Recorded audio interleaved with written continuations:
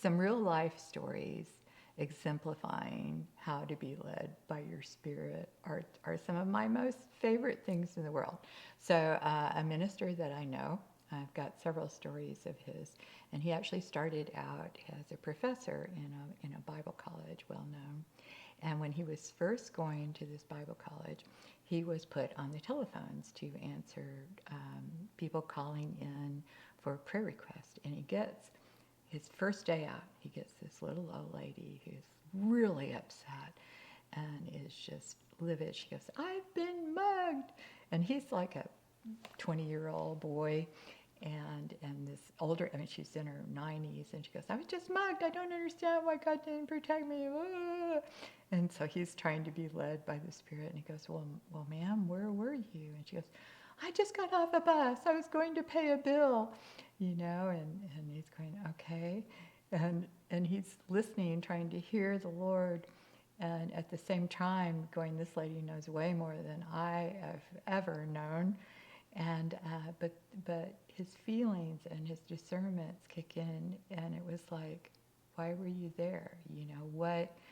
And she answered that, but then he said, "Were you supposed to be there today?" And she goes, "Well, now that you mention it, Sonny, I felt a check in my spirit to go tomorrow, but I wanted to go today." And he said, "Well, ma'am, that was the Holy Spirit telling you not to go today." And I just love that story.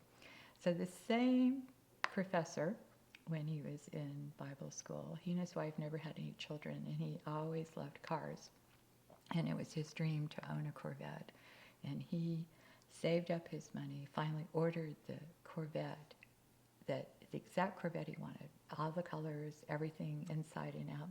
And they call him and say, "Reverend so-and-so, your vet is ready, come pick it up." So he and his wife go down there, and they're sitting in the waiting room at the car dealership. And it's like taking forever, 15 minutes, 30 minutes, an hour, hour and a half goes by. And they're just looking at each other. And finally, the manager drives it around. He gets in, he goes, "Oh!" And he says to his wife, "Isn't this great? This is just the best car." And they're driving off the lot, and she goes, "No, Keith, something's wrong." And he goes, "No, this is my dream car. This is the best car. It's what we've waited for." And so she's quiet. And they're driving along, and he kept saying, "Isn't this great? Isn't this great?" And she's just shaking her head. And finally he goes, "You're right. Something doesn't feel right." So they drive back to the lot, and the manager says, Sure, pick out any other one you want, no problem." So meanwhile, they're getting the new car ready and changing all the paperwork.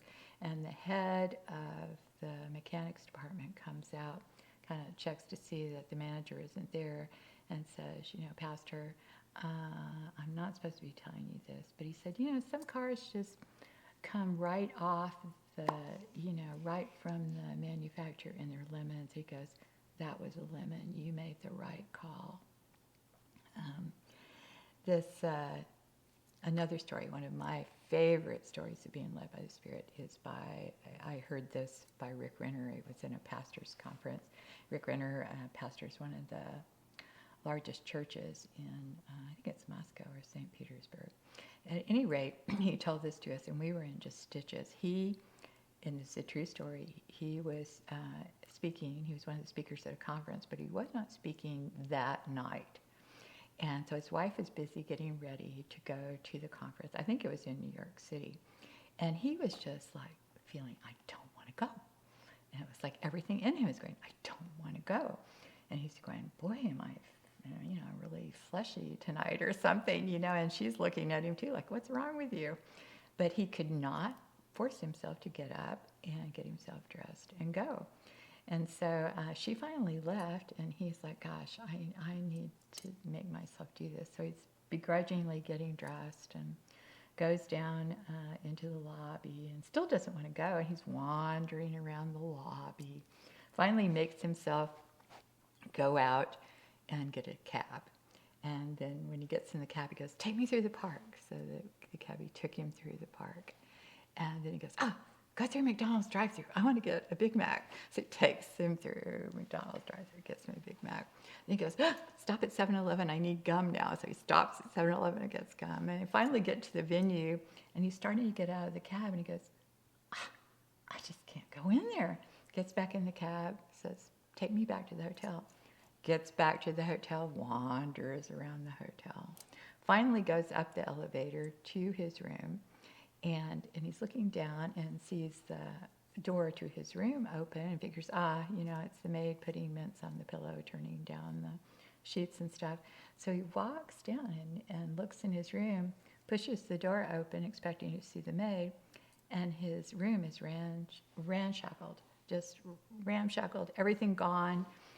Anything of value was gone. His computer was gone with 2 books he had been writing, all of his wife's clothes, their jewelry, their money. Anything of value was gone. And he looked at us and said, "Do you think the Holy Spirit was trying to tell me something?"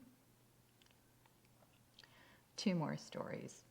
This next one is the same professor that I talked about first.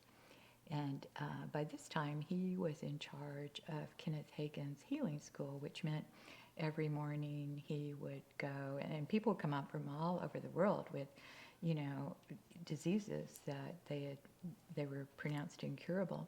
But he would show videos of Kenneth Hagin teaching on healing, and then, interact with the people, pray with them, whatever the Holy Spirit directed. And at the beginning, a lot of people came and stayed like for a week at a time. So he had this one guy come, and he had noticed him there like 3 or 4 days. So he finally kind of said, "Okay, so like, what's your story?" And he said, well, he was middle-aged, and he said, "I've had a heart attack, and they want to do this surgery on me, but my grown kids really don't want me to have the surgery." And so pastor says, "Okay, well, what are you feeling since you've been here? What are you feeling in your spirit about this?" And he said, "I don't feel like I want to do it. I don't feel like it's what the Holy Spirit wants me to do either." And he said, "Well, all I can tell you is I would go by what is coming up in your spirit, what's coming up in your heart." And so the man nodded, and the man went back to his home, and his children talked him into having the surgery. And the man died on the table, not from the cardiac thing. It was some other really insignificant, just something no one could foresee that caused his death. And I'm going to leave you with one other one that's not so nice either. This one, some of you may remember. It was in the early 90s. I want to say 93, but I'm not sure. And several ministers, people you would probably know, were down in Puerto Vallarta. And so one minister and then a minister and his wife, and they were having dinner that night before they flew back to Alaska, actually. And the one single guy said, "I just really feel like I'm not supposed to get on that plane." And the other man and his wife said, "Yeah, we feel that too, but we've really got to get back to our congregation." And so the one man stayed, and the couple got on the plane. And this plane, I don't quite remember what airline it was, but it went down out in the ocean right by LA. And the little black box has the lady leading everyone in a sinner's prayer as it's going down, and everyone died. So these are stories to me that really underline how much being led by our Spirit is life or death to us.